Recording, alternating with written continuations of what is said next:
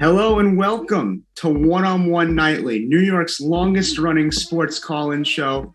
I'm Colin Lochran here with Michael Calamari, and boy, oh boy, do we have a lot to talk about today. It's the dog days of summer. We have baseball, Mets, Yankees, NFL preseason kicking off, NBA schedule to be released. But before we get to any of that, Mike, how are you doing today? What are you most looking forward to talking to tonight?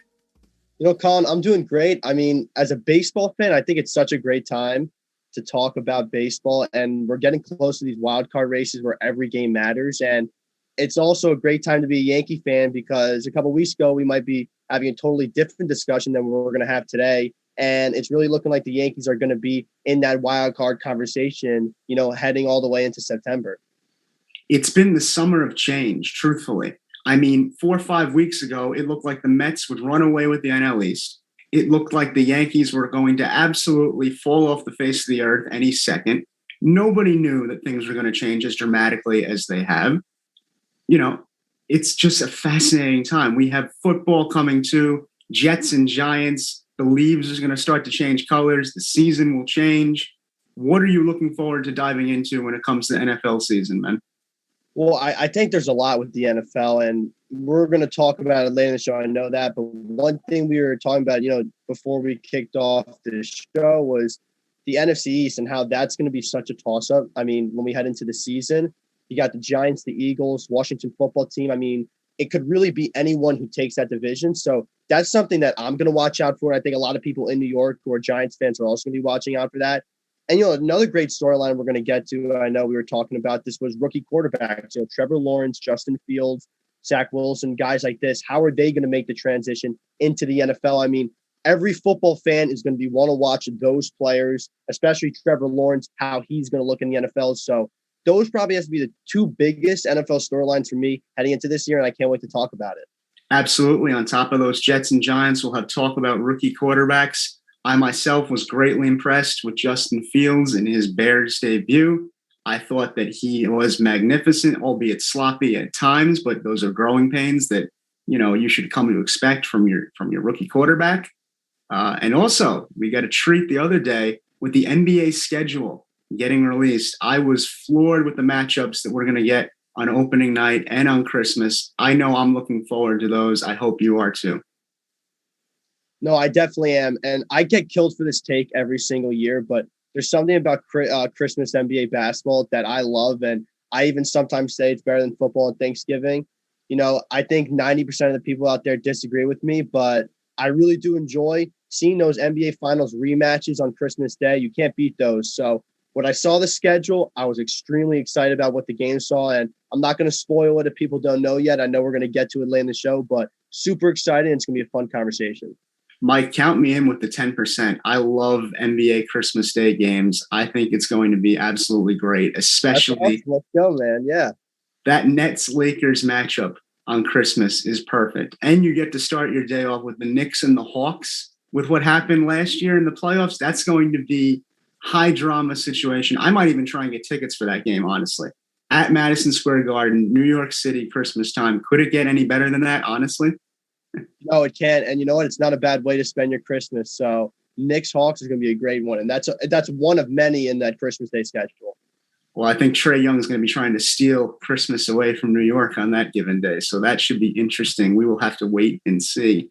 But before we get to any of that, I have to start off with the New York Yankees. We have to talk about them. They've been doing well recently. Very well, dare I say. I see you're wearing your Yankee hat today, Mike. I know you got that smile on your face. They've been absolutely crushing it since the All-Star break. They made the deadline trade for Rizzo and Gallo. All season they've been up and down, but they're finally finding some sense of consistency. They were 10.5 games back of the Red Sox at one point. They are now in playoff position for the first time since May 30th. It's been fascinating to watch them. So to talk about those Yankees, we're going to bring in WFUV's Yankees beat reporter, Ryan Gregoire. Ryan, how are you doing, and what do you think about those Yankees? I'm doing great, Colin. Thank you also to Mike for having me on the show. Hearing me introduced as a beat reporter, it never gets old. It's really an honor to do this here. And the Yankees are doing great also. And, that's fun that I get to watch some good baseball. Certainly. I mean, you got to love what you've been seeing. Yesterday, of course, in the first game against Boston, 1-5-3, had an amazing Houdini-like act from Jonathan Loaizaga to end the game. I mean, you can't help but get goosebumps watching that. And on top of that, Andrew Velazquez, local product from Fordham Prep, has a big hit yesterday. And then in the nightcap, great pitching from another young prospect, Luis Gil, who had his third straight scoreless game to start not only his season, his career. Incredible. And they win 2-0 last night against Boston on the strength of a home run from both Giancarlo Stanton and Luke Voit. Mike, I'm going to swing it to you. What are you making of this Yankees team that has been 26-11 since July 5th, that fateful day when they were, in fact, 10.5 games behind Boston? What should their outlook be as they're slipping into the wild card picture? Dare I say the AL East chase? What are you thinking? Yeah, I think this is a position not many Yankee fans thought they would be in. And, I have to say myself, I was one who was on these shows saying Yankees should sell. And they proved me wrong. They went out, they get Rizzo, they get Gallo. And you can say what you want about the production Gallo's done, but the energy they brought to this team would not have been done if they don't get Gallo and they don't get Rizzo. So that move was completely worth it when you're looking at it right now, because they're in the midst of a 3-way tie for the wild card. And if they win tonight, they put themselves clear ahead of the Red Sox. So what better position do you want to be in the month of August than what the Yankees are in right now, considering where they were a month ago? So when you look at it in terms of that, you've got to be ecstatic if you're in the Yankees front office or if you're a Yankees fan. And those players, if they can continue this momentum into a top seed of the wild card, get home field advantage with Garrett Cole on the mound, anything can happen. And if they punch a ticket into the playoff picture, listen, they're going to be a dangerous team with that lineup of theirs. Yeah, speaking of Anthony Rizzo, his return from COVID today, he has a big 2-out, 2-run RBI single. Yankees are currently up 4-0. We are in the top of the fourth here. And just to have that impact, Rizzo obviously has produced all the way through. Gallo obviously has struggled a little bit, but he's had 3 games where he's objectively carried them to wins. And so, to play as well as they are, you can live with the strikeouts. You can live with everything because, as Mike said, it's the energy they've brought. You see it top to bottom. You see it pre and post game. These guys are, they're looking forward to playing baseball, and it's very evident on the field with the play, especially in this series, sweeping the doubleheader against the Red Sox yesterday. I think you guys are tapping into something that we really need to talk about, and that is the offensive impact that Rizzo and Gallo have had. I mean, in terms of traditional team stats, I'm going to dare to say that the numbers lie here because they're middle of the pack right now in terms of on-base percentage. They are trending upwards. They are top 10 now, but up until the last couple of weeks, they were middle of the pack. Surprisingly, they lead the league in walks. Take of that what you will. I'm just wondering, what do you guys think Rizzo and Gallo's impact has been on this offense in general? I mean, something else that flies off the page to me, that DJ LeMahieu and Giancarlo Stanton, guys that I myself would have absolutely blasted for their lack of play earlier in the season, have been on base in 15 straight games.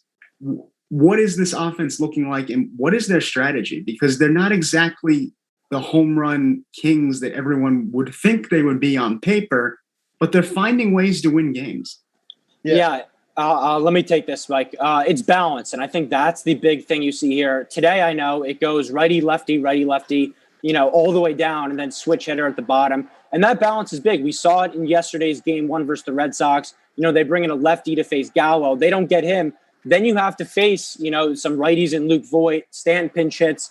And so when you can't get into a rhythm as a pitcher facing the same side, it does play a factor. Like that is a thing that any pitcher will tell you. You're more comfortable when you can face those 6 straight righties, which the Yankees were throwing out there. So I think the balance to the lineup has definitely been the number one thing that these guys have done, because the production for Gallo maybe hasn't been there all the way, but to just have that balance and make pitchers uneasy, see pitches, don't chase out of the zone. It's making the Yankees like a really tough out. You have to work to get outs against them. Yeah, I agree with that. I think the balance sometimes is overrated because they had lefties in the lineup before between Gardner and Odor and Wade, and it wasn't the same once you had Rizzo and Gallo. Like, those are much more feared lefties that get on base and that can hit for power. But for me, the difference has been hitting with guys in scoring position and timely hits. I mean, the Yankees are still top 5 in strikeouts since the trade deadline. That still exists. But what they are doing now is they're getting hits with runners in scoring position, and they're hitting homers at the right time. I mean, how many times in this Red Sox series have you seen singles in big spots? The Luke Voit blooper, the Andrew Velasquez base hit. These are happening constantly for the Yankees that are helping them win big games. So, like you said, Colin, it's not always the home run ball, but it's the hits at the right time, and that's been separating them thus far. Yeah, I got to say, on paper, I'm not the biggest fan of the home run or bust method that I thought the Yankees would be employing as soon as they went out and they got Rizzo and Gallo. And even I'd say that was what most people would have expected from them prior to those moves.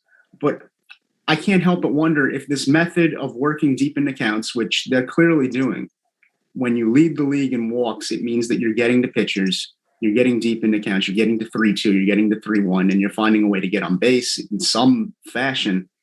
I'm just wondering, does that lend itself better to a postseason run than just going all or nothing with home run or bust, especially when in the postseason, as Billy Beane said, it's a crapshoot. You'll get pitchers that in the regular season can work 7 innings without breaking a sweat, and then they get to the postseason and it's 4 innings and it's choppy and you're leaving runners on base. Is there any merit to that, guys? The fact that working deep into counts, getting walks, being kind of a scrappy team that can get hits with runners in scoring position, can that be the winning recipe in the Bronx?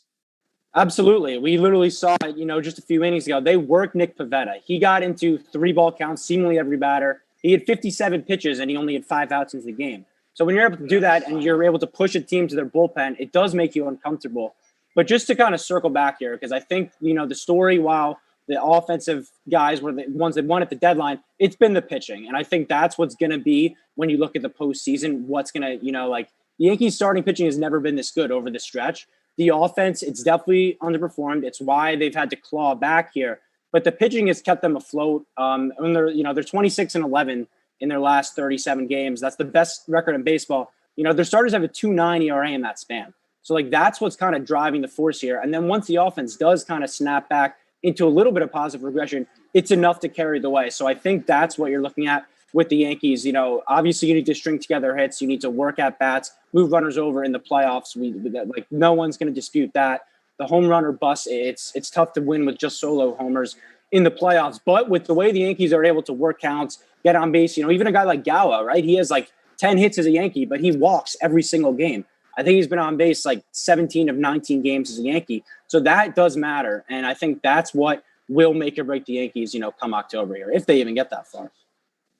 Yeah, I do disagree with what Ryan talks about, how, the homer and all or nothing sometimes can help you in the playoffs. I do like a more even lineup, but one place we can agree is that the Yankees are going to live and die by the pitching. I think the hitting is going to be enough for them to be able to come through and put the runs on the board in the playoffs, but the pitching is concerning. I mean, I liked what the starting pitching has done for the Yankees during this post-trade deadline span. I mean, Montgomery comes back. He looked pretty good against the Red Sox. Luis Gil looks good, and there's a lot to like with Garrett Cole if he starts pitching like he did earlier in the year. But my concerns are more with the bullpen. I guess, Ryan, I can give you a quick question right here. Do you see anything in the bullpen that could, maybe help the Yankees win today, and then maybe a formula that can carry from today into the season? Because they haven't seemed to have that guy they can turn to with the game on the line to shut the door. Well, it's a good question, but I would say they do have that guy. I would say that's Jonathan the Wise guy. He's had 2 or 3 really outings where he's had nothing, but he's just been rock solid all year. We saw yesterday, huge spot, bases loaded, no outs. He's able to find something, get a fly out, get some strikeouts. He has the stuff. But in terms of today, obviously the way that the Yankees have been playing these close games, I think it's 67 games decided by 1 or 2 runs. It's taxing on your bullpen. and it's certainly concerning. I'm sure they want to limit Loaisiga's innings. He's easily past his career high. Aroldis Chapman activated off the IL today, so you hope kind of he can take that closer role, be that reliable guy he was for the first 18 games of the year, and kind of weather the storm. But I think you're going to see some of these starters now that were filling in for COVID really having to eat innings out of the bullpen. Like a Nestor Cortez, we don't know like over a full season if he can manage that workload. Luis Heel, who you guys talked about, he's a guy who I could see becoming a multi-inning weapon come late in this year. His stuff really does play. And so I think that's where you're going to have to look at. You're going to need, obviously, a Chapman to get back into it. A Zach Britton is going to need to snap out of it. But the Yankees do have depth, and that is a good thing. But you just can't push the A-plus guys too far like Jonathan Loaisiga. Definitely. And Ryan, thank you so much for all of your contributions talking about the Yankees. Greatly appreciated. Great work as our WFUV Yankees beat reporter. I know you're paying attention. Thank you so much. Yeah, take care, guys. Blessed to be on the show. Thank you, Ryan. So, Mike, I think we should delve further into the Yankees pitching. I think Ryan brings up some very interesting points in terms of where do you begin to dissect what this team is even looking for come October? Because right now I'm looking at their bullpen and there's bright spots. Guys like Jonathan Loaisiga that have stepped up and been, more than what anyone might have expected when the season started. And there's also been some colossal failures. And I say that very generously, like Zach Britton. I mean, 2 years ago, he was reliable. He was your setup guy right behind Chapman. What should we expect out of that bullpen as we head towards September? No, I think you make some great points. And, before we let Ryan go, he mentioned how Loaisiga is probably that guy. And I think I have to agree with him because we haven't seen enough from Chapman to make you confident with him. But piecing it to get to Loaisiga is going to be a little trouble for the Yankees. I think Chad Green looked really good in his most recent start. When the slider has a lot of bite to it and he can locate the fastball, he's at the top of his game. But you're not sure if you're going to get that type of Chad Green every time out. So there's a lot of unknowns. I think Lucas Luetge's been solid. I think Ridings has been a good guy to step up and, fill in for the bullpen when it has been at its best. But there's a lot of question marks in this bullpen.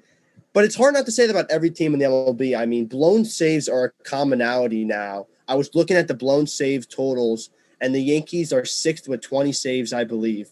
And there are about 5 or 7 teams ahead of them, like the Dodgers, Padres, that are all in the playoff hunt. So blown saves are going to happen when you're up.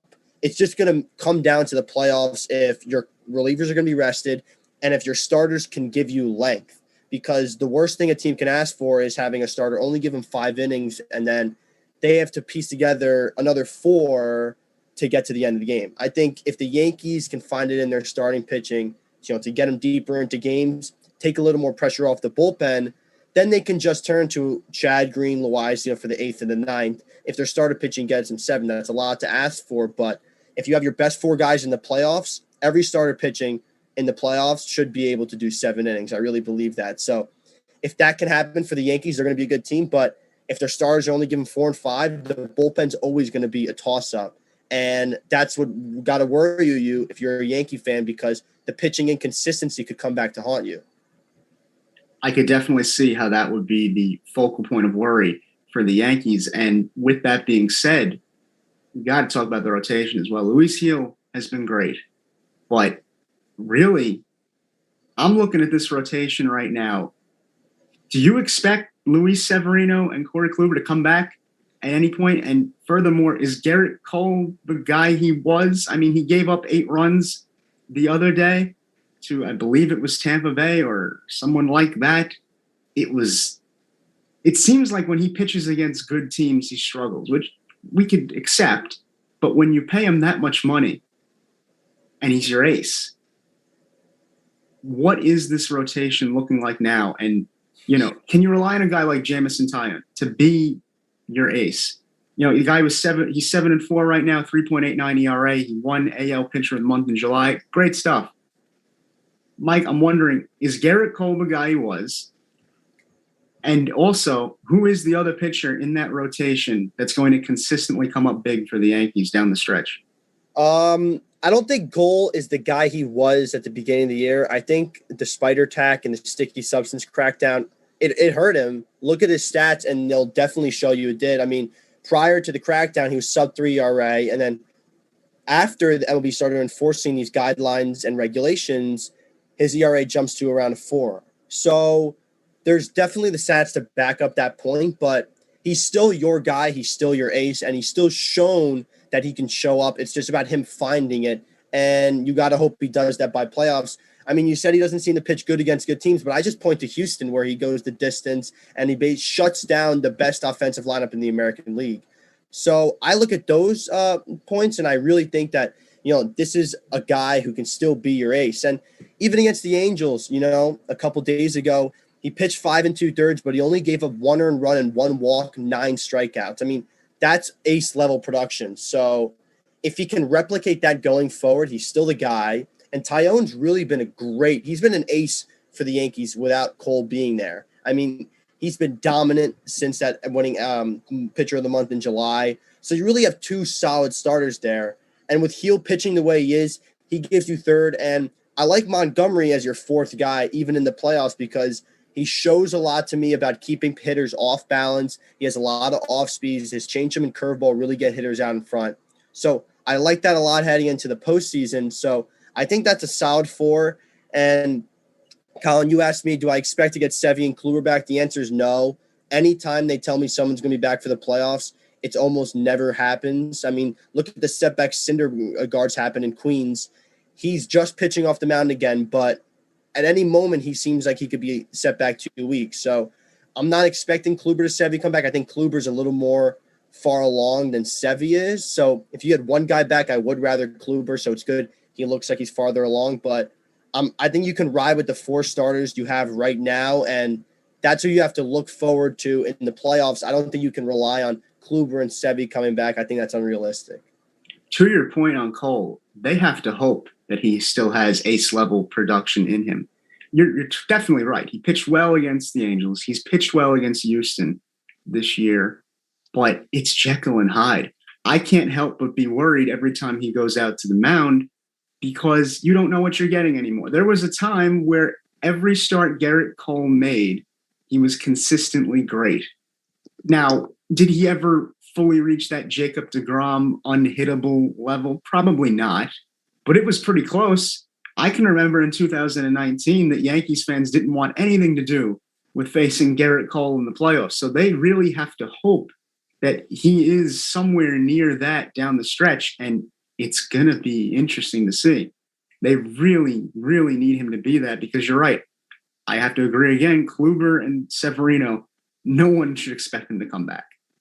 Yeah, I do agree with that. But when I look at the wild card game, for example, and I see Garrett Cole as the Yankees guy they're going to put out there, assumably for the wild card game, and I look at who the Red Sox and Athletics have. I mean, Athletics have Bassett. I'm not overly impressed with him that I'm taking him over Cole. I mean, you go over to Boston, I guess a healthy Chris Sale's your guy, but outside of that, it's going to be Eovaldi. So either of those two, I'm still taking Cole. So when you look at it in terms of the wild card, Cole's still the pitcher any AL team that's in the wild card runnings would take as their guy going out there. So just on that basis, I still think the Yankees should be happy with Cole as their ace. Now, that changes if you get past there because the Rays and the White Sox have a much better pitching staff that they're going to roll out against the Yankees. But just getting into the playoffs this year and avoiding the 3rd and 4th place in the AL East and getting into the top of the wild card and winning that game would be great for the Yankees. And then anything after that, if they can find a way to get back into the ALDS or ALCS and win games and send into a game 6 like they did with Boone earlier in his tenure, that's something that the Yankees would really be accomplished about. But just getting into the playoffs would be enough, and I think Cole's the guy that can help him do that. I think Cole would be most effective in a home wild card game, personally. I don't think you want him anywhere near a hostile environment like Fenway in a potential 1-game playoff. I just don't think that's going to work well for him. I think if he's at home, know. I mean, Colin, I point back to Houston. I mean, you can't get more hostile than that. But the regular season's a different animal. All I'm saying is if you're in Fenway in October, it's a different animal altogether. I mean, he's one of the best postseason pitchers when Houston. In that run, he was literally unhittable. It was like Jake Arrieta was with the Cubs in 2015, 2016. I still have faith in Cole when it comes down to crunch time. I don't think he's someone who backs down from pressure. I think if he gets hit, he just gets hit.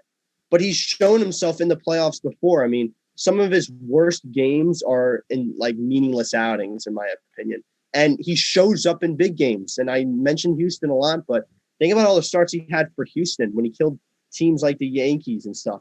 He's done it in big moments before. So I'm still, if I'm the Yankees, excited about turning to him over the guys the Red Sox or Athletics can turn to. I think there can also be different ways of looking at it. You know, Cole did get hit hard in Fenway this year, but I don't take that as much as what I look at the time in Houston when he was in the playoffs. I value that more because that's the playoff experience I'm looking at to judge him off of. And I think he can replicate that again this year. I would value it more as well if I thought the stuff was the same. I mean, I'm not completely sure that his stuff is the same this year as it was in 2019. And I say that very generously because when you go to Fenway and you get absolutely shellacked the way he did a few weeks ago, it's not a very good look for your ace. I'd be tempted to put Montgomery out there. I'm not putting do it. I put Cole out. He is supposed to be your guy. But what I'm saying is, could Montgomery give you 4 or 5 innings to keep you in the game? Because as we've been talking about, the bullpen has had bright moments. There's times where Chad Green can give you 2 innings clean. There's times where Loaiska, you could stretch him an inning and 2/3. I'd be tempted to put someone else out there. Truthfully. I think the only guy you could ever make a case for is Tyone to put out there the way he's been pitching, but you still go with your ace. I mean, all those playoff runs for the Dodgers, you know, you still go with Kershaw on the mound, and he came through for them in the end. You still go with your ace, and that's what you have to live and die by, and Cole's your ace. You didn't pay him the big money to not pitch him in the wild card game. That's why you paid him. So he has to pitch that game. And, you know, I point to his most recent start against the Angels. The stuff was there. 9 strikeouts, 1 walk, 1 earned run. He only went 5 2/3, partially because he ran the pitch count up high, and he's coming off of the COVID-19 setback that he had where he was out for 2.5 weeks. So when you look at all that, if Cole can carry it on from last start, I mean, that's the kind of form we've seen from him all along. The question is, like you bring up, will he carry it on? And I guess that's where we disagree because, you know, I like to think he will. And maybe guys like you think that he's going to fall back into the same problems he's had post, sticky substance crackdown. I certainly would like to think he'll carry it on as well. I have my doubts that he can do it on the road. I believe at home in Yankee Stadium, he's fully capable of winning a 1-game wild card, giving you 6 2/3. But if he's got to go somewhere like Tampa or Fenway, specifically Fenway, I have my doubts, especially after how he performed there earlier this year on a random summer day. Worth mentioning as well, the Yankees have the best record this season in games that are decided by 2 runs or less. You got to think that's going to be important if they're going to make a run down the stretch here as we get closer and closer to the postseason. Mike, I want to get your last thoughts on the Bombers. What are you looking for here, and what do you expect to happen as we get closer? I want to see a home wild card game. I think that's what you really have to expect. I'm not sure if winning the division is realistic because over the past 10 games, the Yankees have been 7-3. Well, the Rays have been 7-3 too. So as long as if they keep playing well, the gap is way too big for the Yankees to make up in the little amount of games left. So a home wild card game is going to be the best the Yankees can ask for, in my opinion. And I would love to see Yankee Sox in the Bronx. And I think you would love to see that too. That would be great for baseball. And it would also be great for both Boston and New York fans. And it would be great for us to talk about. That would be the best thing I'd like to see. And if I had to choose, I'd like to see the Yankees come out to win because they're the best team to talk about in the playoffs. I think it'd be absolutely fantastic to have that 1-game wild card Yankee Sox. Garrett Cole versus Chris Sale, who didn't look too shabby in his first start back from injury on August 14th. Looked pretty good, must say. I need to see it against better competition, but that's another discussion. We'll have to have that one another time, but we're going to have to take a quick break here. But when we come back, we're going to go across the Whitestone and talk about the Mets over in Queens. We'll be welcoming in Miles Grossman for talk on the Mets, and later he'll be back for talk on the NFL as well as the NBA. We'll be right back after this on One, New York's longest-running sports call-in show.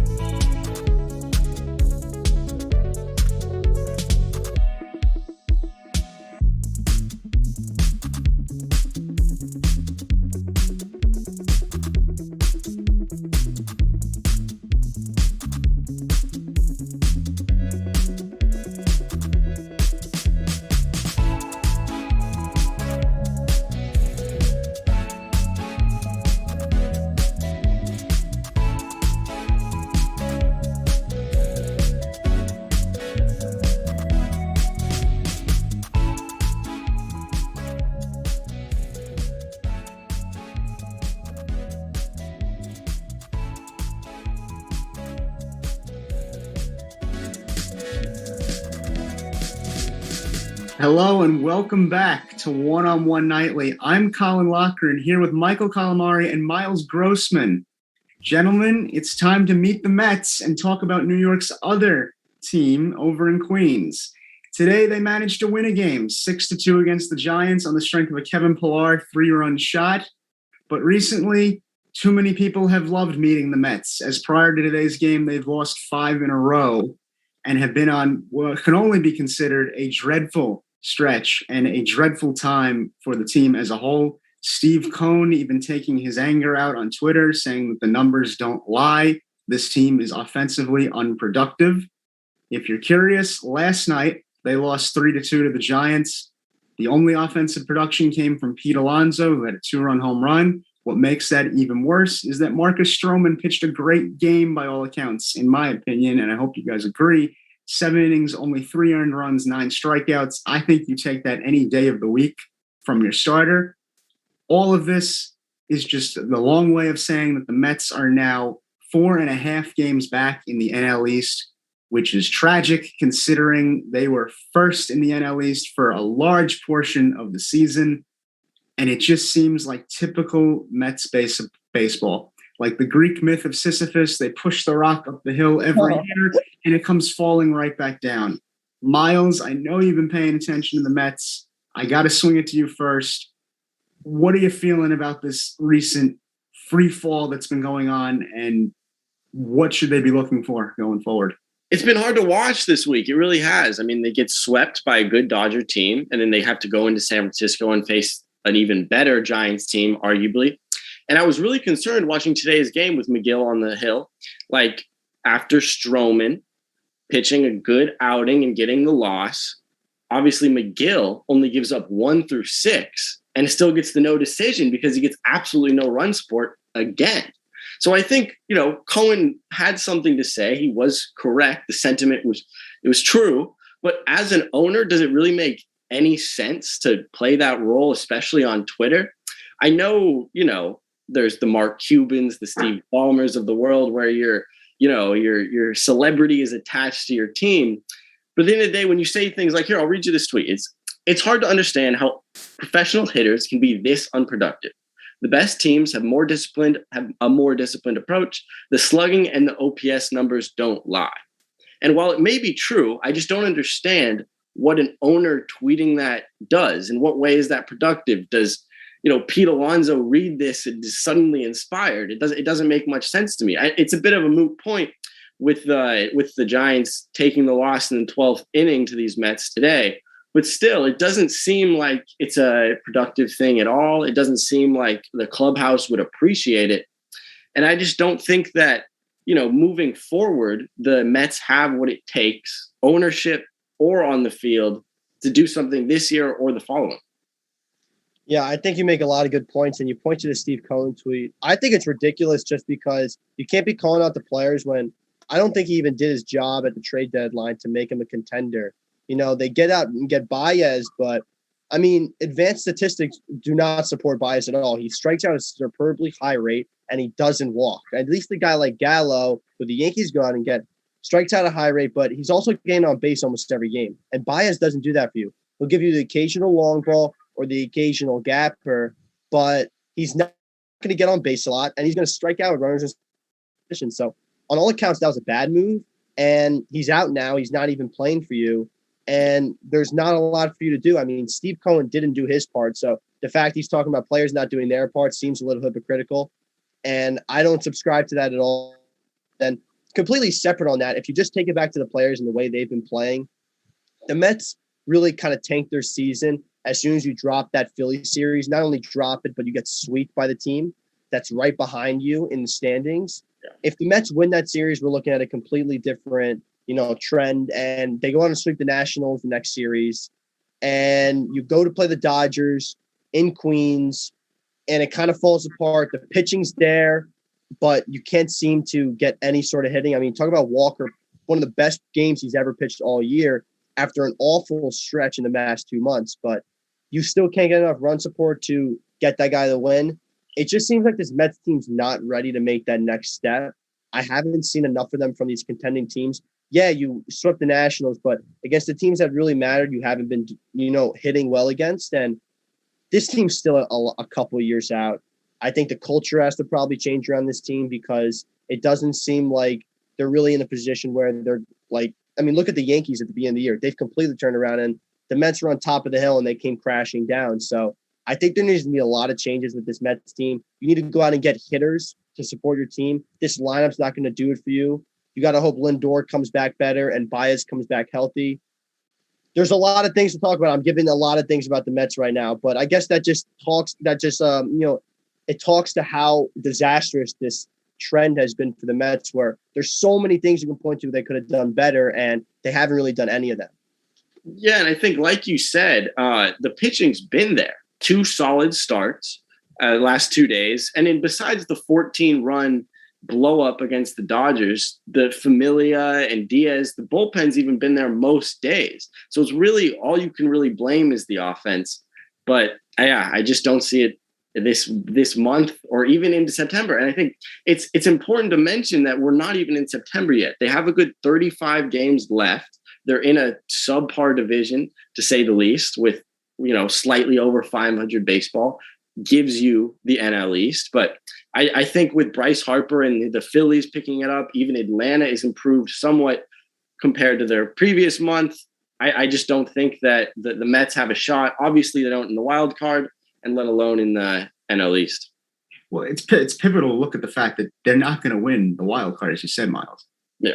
But those wild cards will be purely from the NL West. I believe that. I think you guys do too. I don't think you can count out Cincinnati. They've been crawling back. I think they're in there, but them and San Diego, I would say, are easily front of anybody in the NL East. Well, I could be wrong, but I think San Diego has to play the Mets at some point soon. And the way the Mets are going, I think that should be an easy series win for San Diego. True. That is true. I mean, all right. One thing that I think we should delve into further is this offense. We've touched on it, but I really want to get specific here. It's been atrocious. I'm just wondering, what players in particular would you guys pinpoint that need to step it up? Off the top of my head, the one that keeps coming to mind is Francisco Lindor. When he does come back from injury, I can't help but think this guy needs to play much better than he has so far because he's hitting 228. He only has 36 RBIs. I know he's missed time, but he's played enough to the point where I would have expected more from him. And the other guy, Michael Conforto. I'm sorry. I know he had the clutch double today that gave them the 2-1 lead against the Giants. I understand he's been doing a little bit better recently, but when your WAR drops from 2.1 to 0.7 in the course of 1 year, and in 2019 his WAR was 3.5, and in 2020 he hit 322, and then this year he's hitting a lowly 217, just above the Mendoza line in a contract year. I'm expecting much better from Michael Conforto. By all accounts, I thought this guy was going to be one of the best hitters on the team. So in my mind, Lindor and Conforto have to step it up offensively if the Mets want to make any sort of noise down the stretch here, because I'm looking at the top of the lineup. Nimmo consistently walks, consistently gets on base, and finds ways to be productive in an offensive sense. Miles, I'll swing it to you first. What Met in your mind needs to play better and swing the bat better down the stretch? McNeil.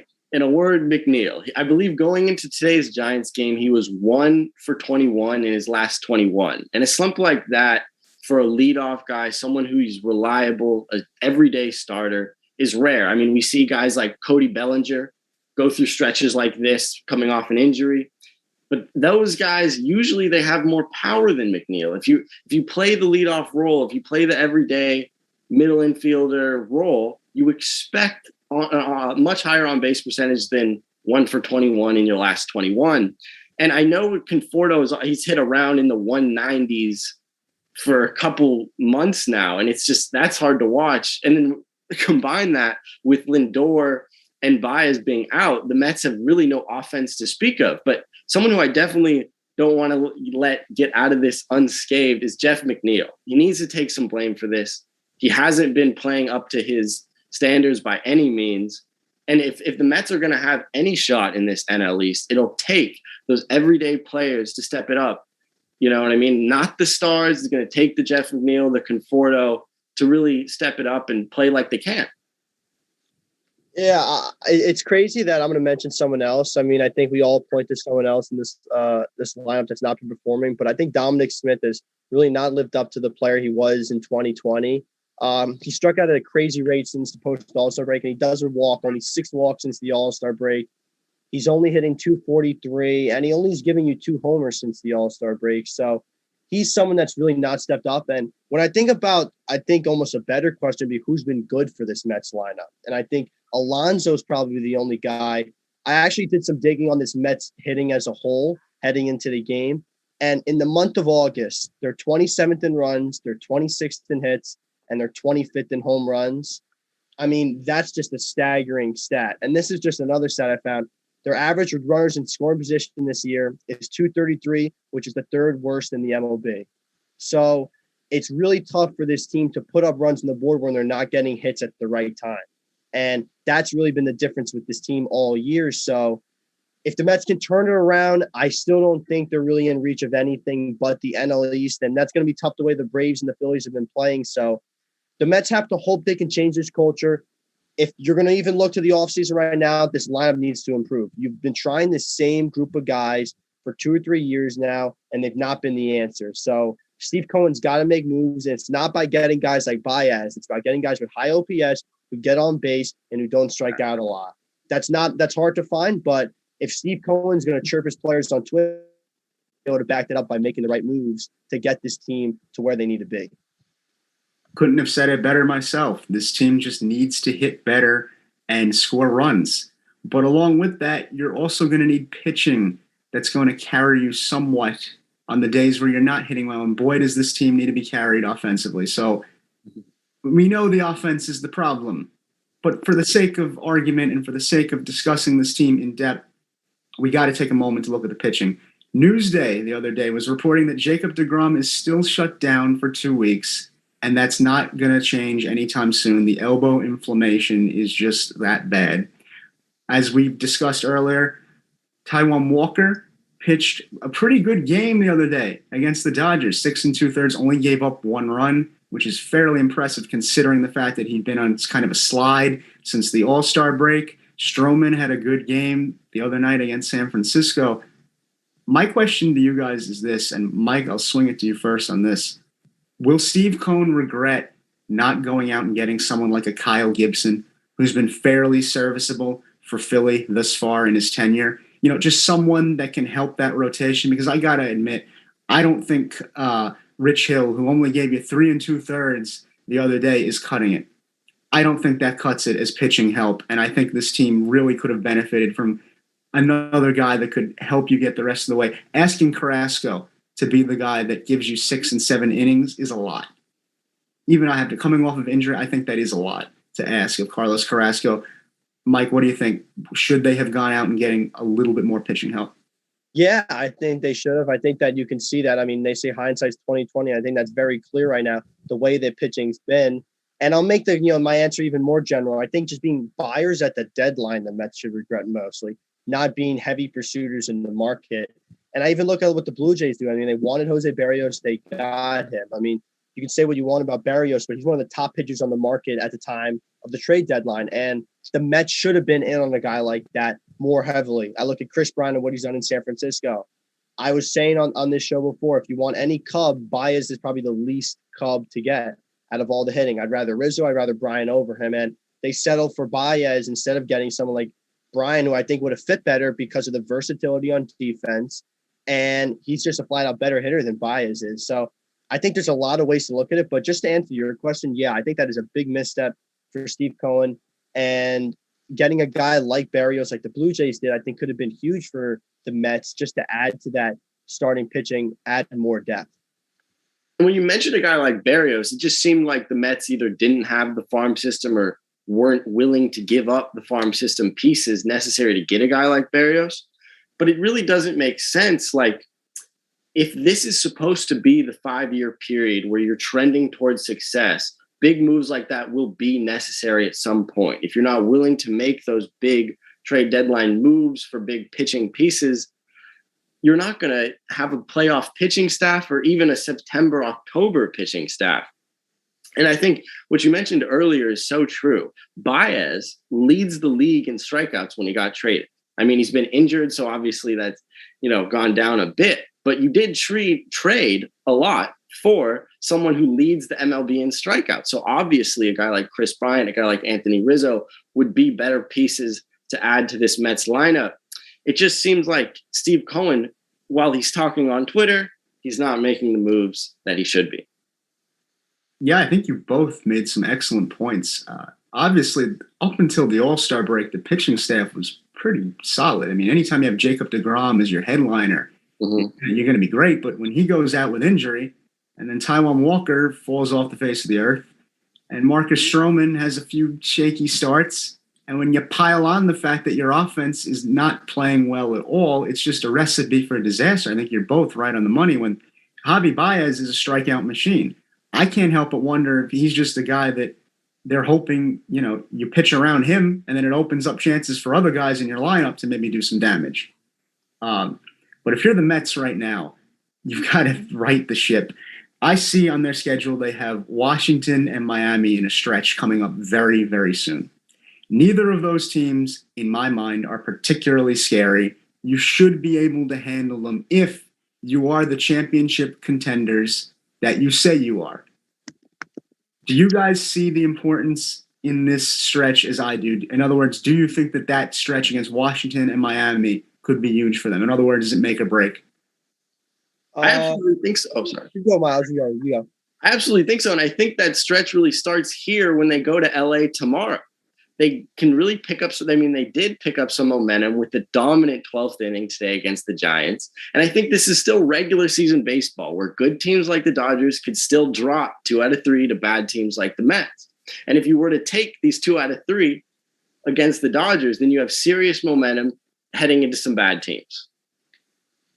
Yeah. I think it's funny that we glossed over Dodgers and Giants. And I know why you did that, because the Nationals and the Marlins are going to be those easier wins for the Mets, the ones they can really take home. But if the Mets don't beat the Dodgers and beat the Giants, those games won't matter.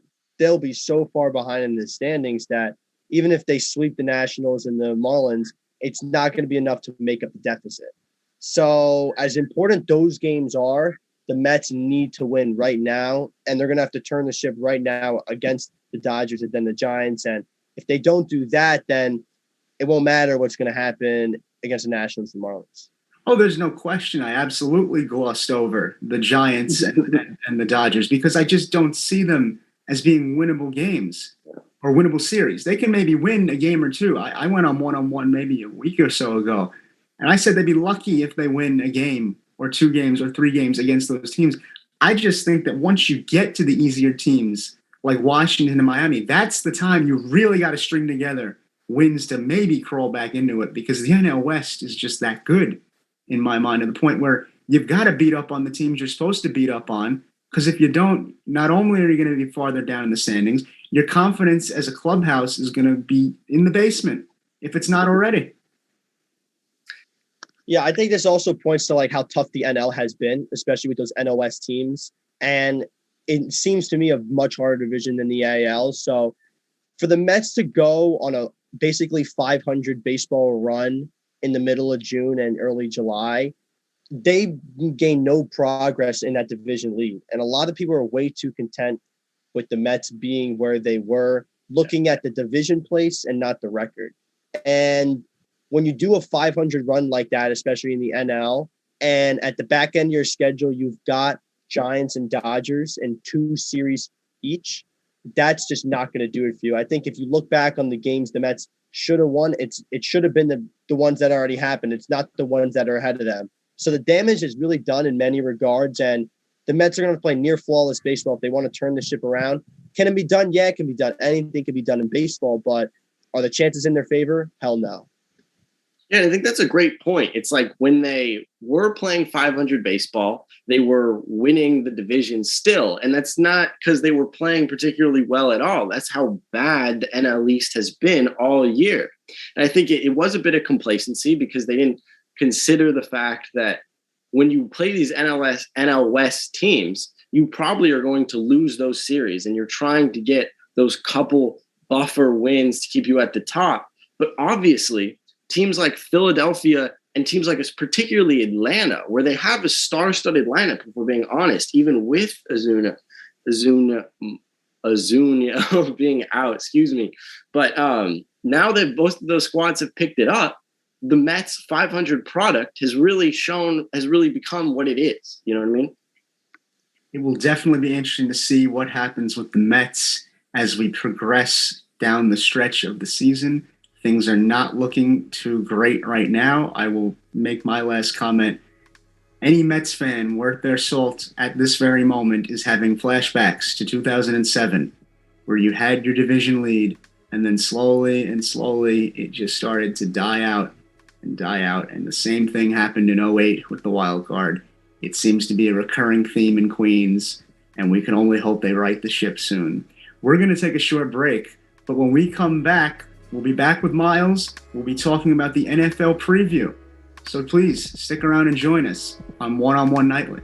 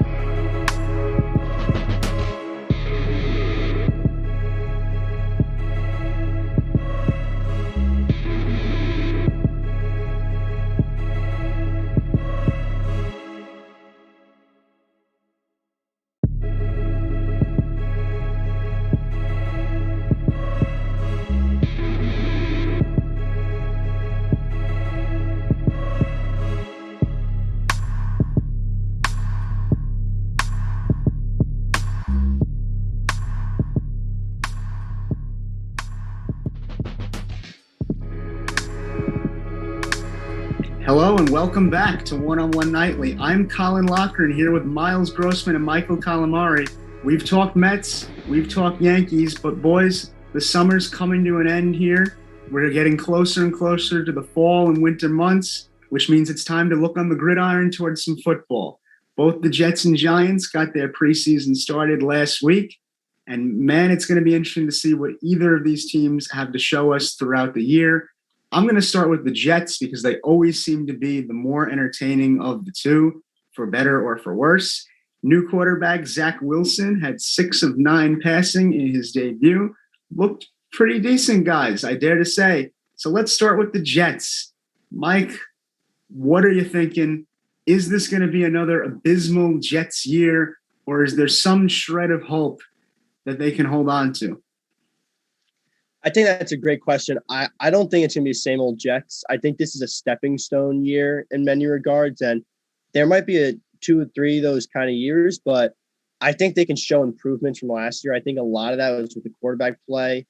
I mean, you talk about Sam Darnold and the flurry quarterbacks they had. You bring in a guy like Zach Wilson, who, in my eyes, looked really good in that preseason game. And, you know, it's hard to gauge it because he's not going up against the best defenses. He is going against the first team because he started the game, but, you know, not everyone's playing for the Giants on the defensive side. So it's hard to gauge, but at the same time, I was really impressed in how, you know, Zach Wilson was poised in the pocket. He moved around very well. He had a lot of rollouts, a lot of out routes where he hit guys on the run, and he was 6 for 9 with over 60 yards. So he had a pretty good performance for the time he was in. And I know I'm jumping the gun. I know we're going to talk some rookie quarterbacks, but it's hard to not talk Jets and not talk about what everyone was watching, which was Zach Wilson. So I was impressed with what the Jets were able to put together. I think the offensive line protected Wilson pretty well. I thought they did a good job there. And you know what? I thought the defensive line was also good. So I think on the line, they're a much better team than they were last year. I mean, at the end of the day, we're all just, trying our best to, make a connection between what we've seen in the preseason and the regular season, because it's never going to be a sound link and it's never going to be a good prediction. But from what I saw in the preseason, that's what I saw out of the Jets. And by no means am I calling them a contender to make the playoffs, but are they going to win some games this year? I think that's a yes. And I think they'll win plenty more games than they won last year. Yeah, I completely agree with you, Michael. And I think when you watch the Sam Darnold, Adam Gase era of these Jets, you knew it was at the beginning of a rebuild, but it still didn't feel like they were building towards anything. Now, with a new coach, Zach Wilson, bit of the West Coast style offense, it does feel like something's brewing with the Jets in a way that you really didn't have that luxury last year if you were a Jets fan. So I think this year is interesting. I still think that they're probably a sub 500 ball club, as you mentioned, but it's the start of something. It's the start of a new era for the New York Jets, and they won't be the Adam Gase, wow, this is probably an 0-17 squad this year. If in fact it is a new era, they certainly have the makings of a decent offensive line. Like, they're not there yet to where you could say that line is elite by any stretch, but I can see that there's pieces moving in that direction. Morgan Moses, Mekhi Becton are both good pieces that should at least give Zach Wilson some relief in my estimation. But just to talk a little bit further about Wilson, Mike, I think you mentioned it. He had some good throws. I mean, the 6 of 9 is, it's not blowing anyone's mind, but he had moments where he looked poised in the pocket and making decisions even when he rolled out a few times.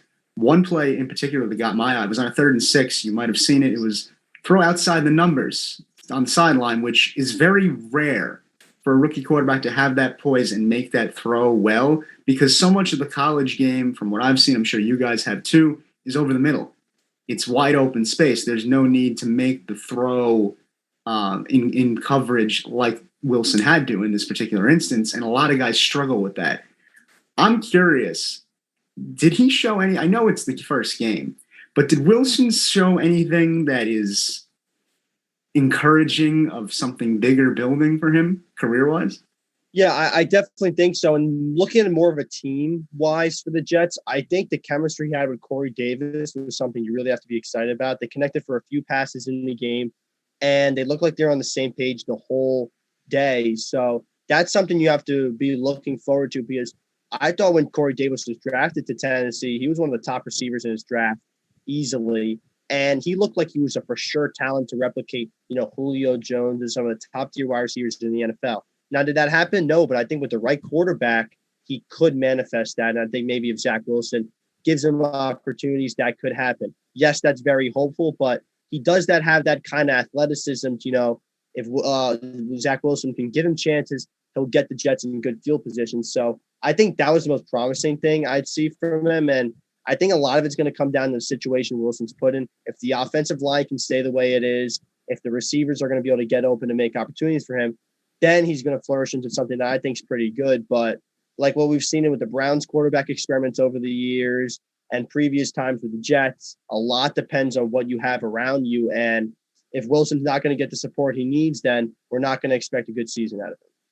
I agree. And I think when you look at the Jets offensive line, as you both mentioned, it has improved a lot over the past 2 years. And with young quarterbacks, and I know we're going to touch on this later, but with guys like Trevor Lawrence, they didn't look as good. And I really do want to blame the offensive line. And it's just funny, like the pieces around a quarterback are so important. I mean, especially in your first couple of years in the NFL, you see guys like Daniel Jones, where they just say, oh, he didn't have the pieces. And the turnovers are not necessarily a huge problem because he didn't have the pieces. But at the end of the day, once you give him the pieces, he still might not necessarily be that guy, of course. And I just think that Zach Wilson probably does have the offensive pieces to look good in his first 2 years. And we'll see if he develops into a legitimate NFL quarterback where the pieces aren't as necessary. I have my concerns about Zach Wilson's durability. That remains to be seen, as does so much with the Jets.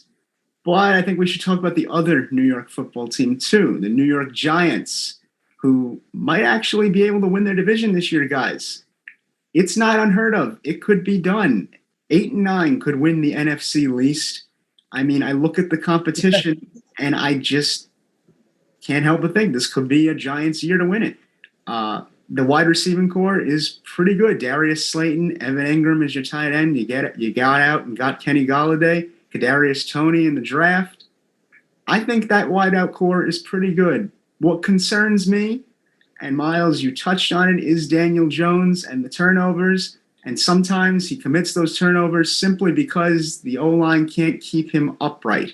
He was sacked 45 times last year. They better hope that doesn't happen this year. Otherwise, this team is going to be in a world of trouble, in my estimation. I think they'll go as far as Daniel Jones can take them. And in order for him to do that, he's going to have to be protected. Yes. Thoughts about the Giants as we head into the season, guys? Yeah, I'll jump right in. When you talk about Daniel Jones, this is a make or break year for him. He's finally got, from some serious weapons. We're yet to see, Kenny Galladay's timetable return with his leg injury. But if he's healthy for week one, he's got a serious wide receiver one there. I mean, this is a stacked wide receiver core with Slayton. I mean, there's tons of guys there that are open, for Daniel Jones to create and make passes to. And he's got probably the best running back in the NFL, if healthy, behind him. It's Saquon Barkley. So there's tons and tons of weapons for him. The question is going to be the offensive line, and if that's going to give him enough time, to make throws. But there's no complaints about the weapons anymore. He can help this team win if he can put past the mark and get time in the pocket. And then you go on the other side of the football and you look at the defense. I think this is a very strong defense that made a lot of strides. I mean, last year they allowed 5.3 yards per play, and that was top 10 in the league. They have James Bradbury, who was one of the best cornerbacks in the entire NFL last season. So they definitely have pieces on that defense to keep the other team from scoring points. It's just going to be up to Daniel Jones. Is he going to be able to, lead that offense with all the weapons they have to get wins, get in the end zone? That's going to be the question mark for me, because I'm yet to see it on a consistent basis from him and the Giants thus far. Yeah, and it's funny that you mentioned that, because the NFC East, again, is probably the weakest division in football, comparable to the NL East, obviously, with the Mets that we talked about earlier. But when 500 ball makes you compete for a playoff spot, things really open up, especially for a young guy like Daniel Jones. And personally, I'm a little tired of the Daniel Jones excuses. I would have moved on from this project at the end of last year. Just the turnovers. It seems that they're in the fourth quarter. Daniel Jones is not the guy I want with the football in his hands. I'd be happy if the Giants, if you're on defense in the fourth quarter, you need to hold a lead, you're in an okay position. But if you need a touchdown in that fourth quarter, he doesn't seem like he's that guy. And he really has absolutely no excuse this year. This is the year where he has a top 5 wide receiver core in the NFL. When Sterling Shepard is your 4 or your 5, you're in a good position, because he'd really be the 2 or the 3 on a lot of other poor teams. And so I think it's really time that time is expiring on Daniel Jones, and this is the year. And if he doesn't make the playoffs this year in an extremely poor division, I think it's really time for the Giants to move on. It'd be nice if they could protect him in the pocket long enough for him to make a throw to one of these great receivers, though. I got to admit, if Saquon comes back and he's healthy and plays well, and with Slayton and the other guys, Jones is going to need an O-line. I don't think it's time to hit the panic button on Daniel Jones yet. I think if the guy had protection and he was still throwing interceptions left and right, then it's time to look at maybe this isn't the guy going forward. But there were times last year where he was getting mauled back there. And they've almost won the division last year because the defense was slowly coming together, finding that chemistry and playing pretty well, in my estimation. Yeah, Colin, I definitely agree with your take on Daniel Jones there. And you just look at the sack percentage and how many times he got sacked. I mean, he played 14 games and he was 4th in the NFL in the amount of times he got sacked. And that's just a testament to how bad this offensive line is. And When you look at Dan Jones' numbers, yes, he went down in passer rating from the previous year, and his interception mark was around the same as the year before, but he went down in touchdowns. But that's because of this offensive line. The sack percentage went up from the previous year. The sacks went up from the previous year. The offensive line took a step back, and with it, Daniel Jones did too. If you give him time with the receivers he has, like you said, there's no excuse, but he does deserve that another shot because QBs aren't a dime a dozen. To find a QB like Daniel Jones is tough, even an okay quarterback in the NFL. Is Daniel Jones going to be a great quarterback? That's yet to be seen, but to toss him away and to spend a top draft pick on another QB to forego the Daniel Jones experiment, I'm not sold on yet. I'm at least giving him another year with the weapons he has right now with Slayton, with Sterling Shepard, with all those guys there, and with the Kenny Galladay signing. Let's see what he does with these weapons, and then we'll make the choice on Daniel Jones, whether he's the franchise quarterback or to move on. No, I know what you mean, where the offensive line hasn't really given him any chance to succeed. But sacks are not purely an offensive line issue. Sacks can often be a decision-making issue. It can be like we said, Zach Wilson obviously seemed like he was poised and quick decision-making wise in the pocket. Something we haven't seen out of Daniel Jones pretty much ever. And while the arm talent is 100% there, I will give you that. The arm talent has been there. His rookie year, the arm talent was there. Last year, it just doesn't seem that arm talent is the only obviously not the only factor in being an NFL quarterback. It's much more important in college. If you have that talented arm, you might have the offensive pieces around you to make you succeed. But in the NFL, it's a lot between the ears. And in my opinion, he doesn't have it between the ears. I mean, it's just tough. Like he hasn't been given a chance. But also, I think this year is still the year with a subpar offensive line. I still don't think he deserves another year after this year if they don't win the NFC East. Yeah, Miles, I do agree with that, but I think one thing we are missing here is that there's another reason for giving Dan Jones the extra year. By giving him the extra year, you do have a ton of draft picks that you can trade up for a top pick if you want to go in the direction of getting a quarterback. If Daniel Jones isn't the quarterback you're looking for, you do have 2 first-round picks that you can swap for a top of the draft pick. So in other eyes, there's a strategy behind it that you give Daniel Jones that extra chance. You also buy yourself time to the 2022 draft where you really can make a move to the top of the board by trading your late first round picks to get a quarterback. So I do think there's a lot that goes into these decisions. And I think that plays into the part of giving Daniel Jones this extra year with all the talent around them and giving him a chance with those guys. And then if it doesn't work out, you make your play your quarterback next year. Much to see with the New York Football Giants, as well as those Jets that we previously discussed. But moving to a different NFL team, Seattle Seahawks, Jamal Adams recently signed a 4-year extension with a maximum value of $72 million. Quite a pretty penny. Guys, what do you make of the extension? I have my concerns about Jamal Adams because he's mostly used as a rusher. I haven't seen his full potential yet in terms of coverage in the secondary. I'm not sure if he's that guy. Maybe you disagree. Was this smart on Seattle's part, especially when Russell Wilson's unhappy with personnel decisions that are being made in regards to his offensive line? Because like Daniel Jones, Russell Wilson needs that O-line if they're going to make any noise down the road, because I can't help but wonder if he's going to survive the season. Mike, I'll swing it to you first. What are you thinking about the Jamal Adams signing? This one really, it's a tough one to look at because the signing itself needed to be done. When you trade that many picks to go out and get a guy like that, you're not going to extend him. You're not going to not extend him and give him a longer tenure at your club and then let him walk after a year or two. You're not going to do that after trading what you did to get Jamal Adams.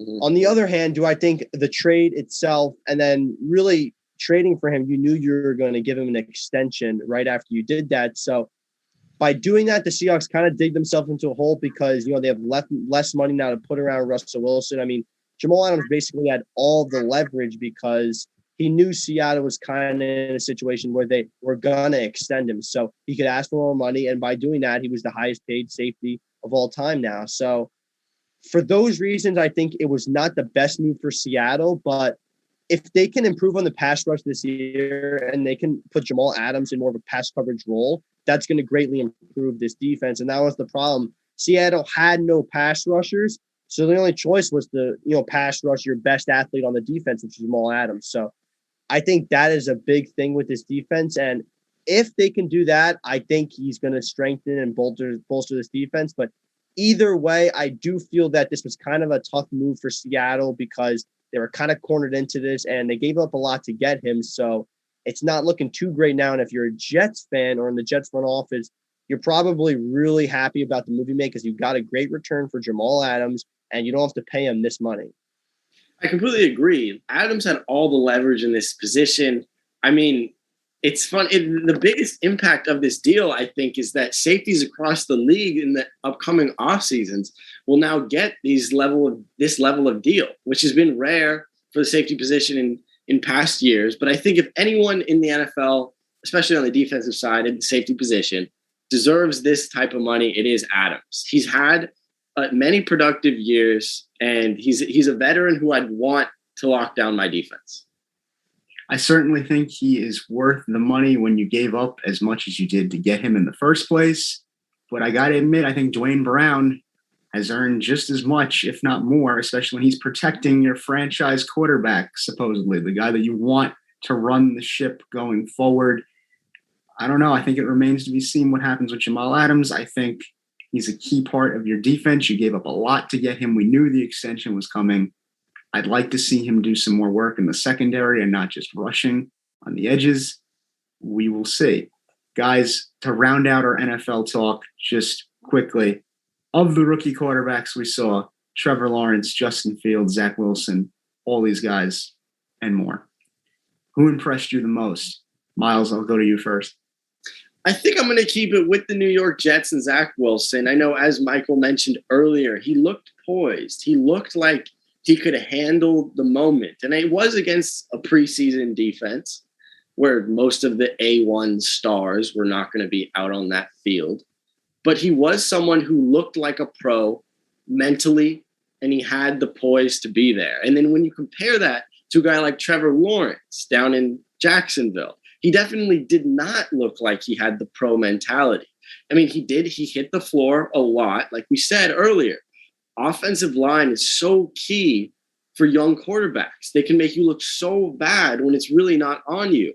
But Zach Wilson is definitely the guy that stood out to me. And then on the other side, Trevor Lawrence is someone who stood out to me as should not have been the first overall pick.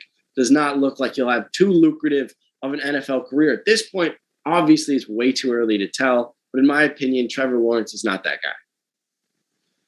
Yeah, I think it's really tough to make a decision on the number one overall pick, who is basically called a generational quarterback after one preseason game. But if we're nitpicking, which we are, and that's what our job is on this show, I do think there was a lot of things to be worried about with Trevor Lawrence. I rewatched the film. I put on my film study hat, and I thought there were a couple things that I didn't like what he did. There was a 3rd and 4 in the first quarter where he dropped back to pass, and he can go up in the pocket to gain ground and either rush for yards or do a drop-off pass. But instead, he drop backs too far, and he ends up, letting the edge rusher get to him, and he's on his back foot for a throw and an out route on the other side of the field, incomplete. And I guess that might be experience and something he'll learn along the way, but the tendencies and the poise in the pocket is the number one, I think, I look at with quarterbacks in the preseason. And I saw that at Zach Wilson, and I didn't see that at Trevor Lawrence as much, even though they shared the same line, 6 for 9 in passing attempts in the game. I just saw a little unsure Trevor Lawrence. And the one big play he had down the field to Marvin Jones, he had about 6 seconds in the pocket to make a decision. So it's hard to gauge that one. So that's going to happen in the NFL. He's going to have time to make throws. He's going to have plays where he doesn't have time to make throws. But when I saw some plays like the 3rd and 4, for example, he doesn't look that calm in the pocket, and he ended up making a throw where it seemed like he was just avoiding not to get picked and to get rid of the ball. And that's something we're going to have to see from Trevor Lawrence when we get into week 1, 2, and 3 and not the preseason. But just some early thoughts if I had to give some. I'm not sure about Trevor Lawrence right now, and I'm going to wait to see week 1 how he looks like to really make a final decision. Wilson and Lawrence, those higher picks, I'm going to depart here and say Justin Fields impressed me the most personally. Now, obviously, since it's the preseason, not much can really be made of anything, as you guys have pointed out. But 14 to 20 passing, 2 touchdowns, a nice running touchdown in there, kind of flashy at times. There was a play on 3rd and 18. He was basically in his own red zone, 5-yard line. Didn't panic, which I was impressed by. Typically, rookie quarterback, first preseason game, you get a little bit of the scramble back there, doesn't quite know what to do. No, he kind of stood tough, which I like to see. So if you're Dub Bears, you should be very excited about Justin Fields, because after the Mitchell Trubisky experiment, you now have a quarterback that's mobile as well. And I got to tell you, I'm excited to see what Fields will do in the future. I think the sloppy plays that he made were just growing pains that you've come to expect from rookie quarterbacks. But in terms of the future, I think the Bears have this one with Justin Fields, guys. But it is time for a break. I've enjoyed talking NFL with both of you. And to end our show, we'll be back with Miles to talk about the NBA schedule, including those ever so coveted Christmas games. We'll be right back on One Nightly.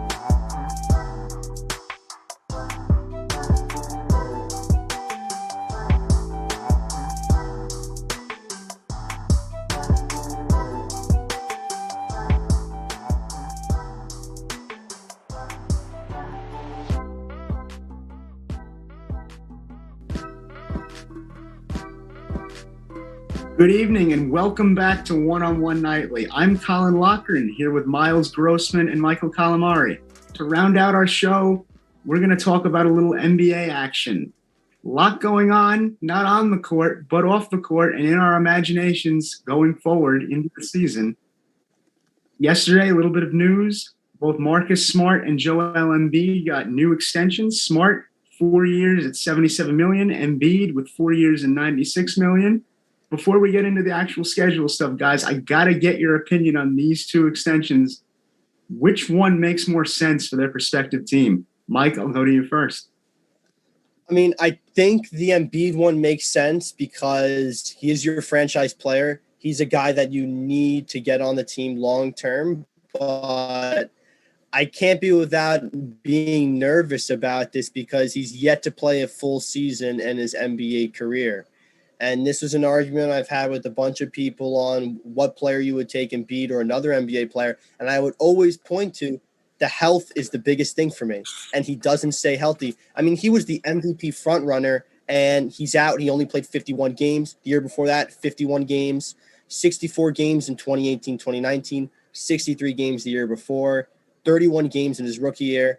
And the first 2 years of his career, he was out with a foot injury. So if that doesn't get you worried for the 76ers, I don't know what does. At the same time, he still makes the most sense to have long-term because if he is healthy, he's the best center in basketball, in my opinion, and that's a player you need on your roster. But he's going to have to figure out his health because he's only getting older. He's not going to get any younger, and it's not going to be any easier for him when he gets up in age. So the next 4 or 5 years when he's on this deal, that's going to be the most important. So if he can stay healthy during those years, the Philadelphia has a great chance in the playoffs every year. But if he doesn't, I mean, he didn't look 100% in the playoffs last year. That's when you start to get worried.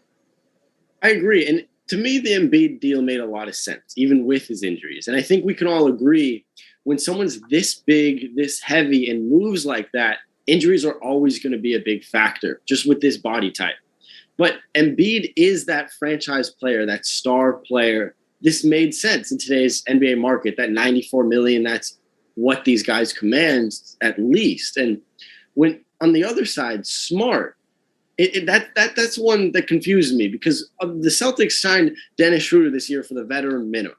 And I'm someone who's watched a lot of Dennis Schroeder basketball, and I think that he's just as valuable as Marcus Smart, getting a fraction of the money. And that's so frustrating to me. Like, why is it that a guy like Marcus Smart can command this type of deal when you stay with your team, and then if a guy like Dennis Schroeder leaves his team, he inevitably will not be able to command the same at all? I would definitely have to agree with both of you that the Embiid extension was the smarter move.